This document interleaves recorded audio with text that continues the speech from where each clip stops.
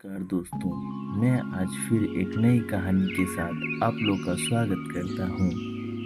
एक समय की बात है, एक घने जंगल में एक शेर रहता था। वह शेर बहुत ही बलशाली और डरावना था, इसलिए सभी जानवर उससे बहुत डरते थे। वह जंगल का राजा माना जाता था और उसका नाम सिंह था। सिंह रोजाना शिकार करता था और जंगल में अपना राज कायम करता था। एक दिन शेर ने सोचा कि अब वह बूढ़ा हो रहा है और उसे अपनी जिम्मेदारियों को छोड़कर आराम करना चाहिए।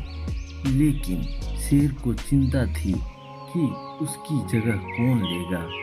वह राजा जो कि वर्षों से राज करता था, वह चाहता था कि कोई ऐसा जानवर हो जो उसके जैसे ही बलशाली और होशियार हो। इसलिए उसने जंगल में सभी जानवरों को बुलाया और कहा, अब समझ आ गया है कि मैं अपनी गति छोड़ दूं। तुम सभी में जो सबसे योग्य होगा वही मैं बनेगा। सभी जानवरों में हलचल मच गई। हर कोई शेर की जगह लेना चाहता था, लेकिन सब यह भी जानते थे कि शेर की जगह लेना आसान नहीं है। तभी एक चालाक लोमड़ी ने सोचा कि वह अपनी चालाकी से शेर को बेवकूफ बना सकती है और राजा बन सकती है। लोमड़ी शेर के पास गई और बोली, महाराज, मुझे लगता है कि मुझे इस जंगल का राजा बनना चाहिए, क्योंकि मैं सबसे चालाक हूँ। मैं बिना किसी हिंसा के अपने दिमाग का उपयोग करके सभी समस्याओं का हल निकाल सकती हूँ। शेर ने मुस्कुराते हुए कहा, ठीक है लोमड़ी, अगर तुम खुद को सबसे योग्य साबित कर सको तो मैं तुम्हें राजा बना दूंगा। लोमड़ी ने अपने दोस्तों से मिलकर एक योजना बनाई।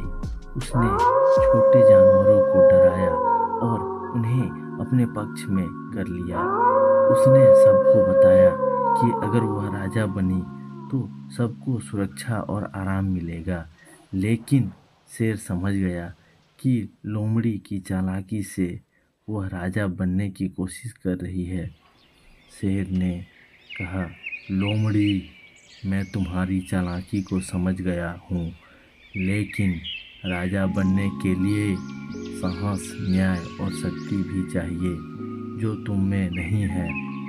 शेर ने फिर सभी जानवरों को समझाया कि एक सच्चे राजा को केवल शक्ति और चालाकी से नहीं, बल्कि न्याय, दया और सबके भले की सोच से राज करना चाहिए।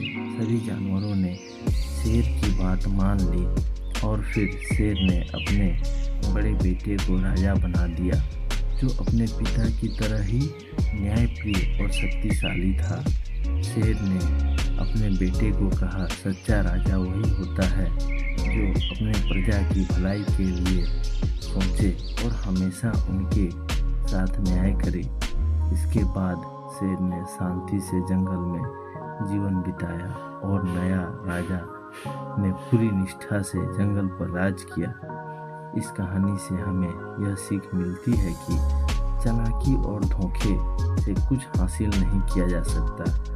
सच्चा नेतृत्व वही होता है जो सबके भले के लिए हो और जिसमें न्याय, दया और साहस हो।